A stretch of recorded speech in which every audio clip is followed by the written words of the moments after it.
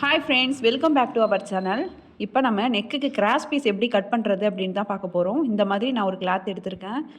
இப்போ இதை இந்த மாதிரி கிராஸில் இழுத்து பார்த்தோம்னா அந்த மாதிரி கோடு மாதிரி வரும். இதுதான் கிராஸ் பீஸ். இதையே நம்ம இந்த பக்கம் இழுத்தோம்னா அப்படியே ஸ்ட்ரைட்டாகவே இருக்கும். நம்ம ஸ்ட்ரைட் பீஸ் கட் பண்ணக்கூடாது.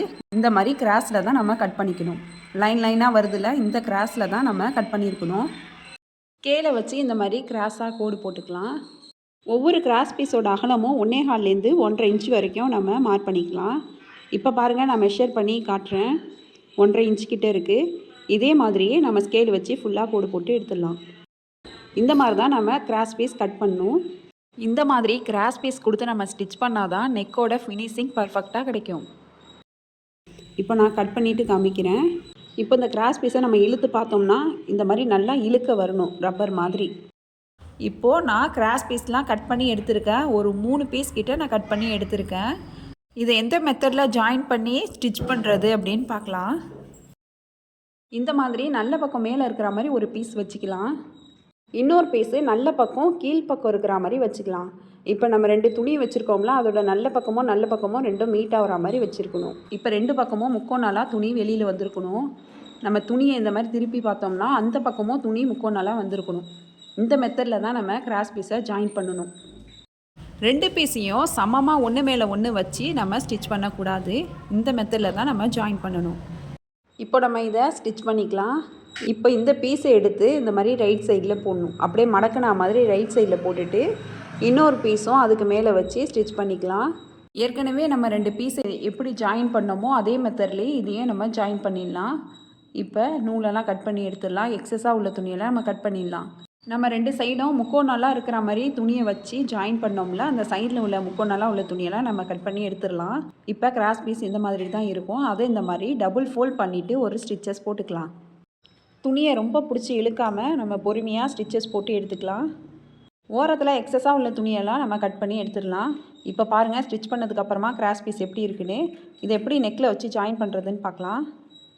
இப்போது கிராஸ் பீஸை எடுத்து பேக் சைடாக இந்த மாதிரி மடித்து விட்டுக்கலாம். மடித்து விட்டு நம்ம ஸ்டிச்சஸ் போட்டுக்கலாம். ஒரு 1/4 இன்ச்சு கிட்டே ஸ்டிச்சஸ் போட்டுக்கலாம்.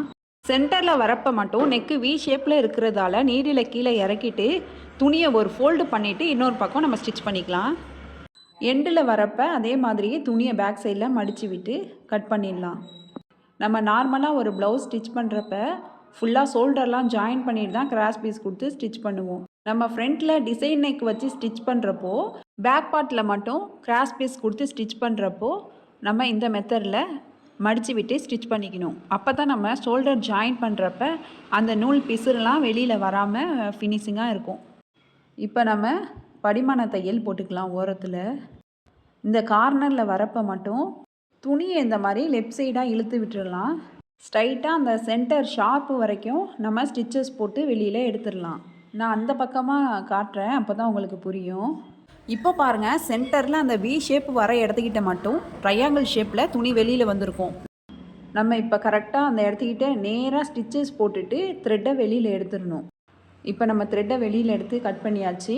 மறுபடியும் பாருங்கள், இதே சென்டர்லேருந்தே நம்ம இப்படியே ஸ்ட்ரைட்டாக ஸ்டிச்சஸ் போட்டுட்டு இன்னொரு பக்கம் படிமான தையல் போட்டுடணும். இந்த மெத்தடில் நம்ம ஸ்டிச் பண்ணோம்னா நெக்கோட ஃபினிஷிங் நல்லா சூப்பராக வந்துடும். இப்போ ஸ்டிச் பண்ணியாச்சு. இப்போ பாருங்கள், நம்ம படிமான தையல் போடுறப்ப இந்த மாதிரி ட்ரையாங்கிள் ஷேப்பில் வெளிப்பக்கமாக வந்திருக்கும். இதை உள்பக்கமாக நம்ம மடித்து விடுறப்ப நெக்கோட ஃபினிஷிங் நல்லா பர்ஃபெக்டாக கிடச்சிரும்.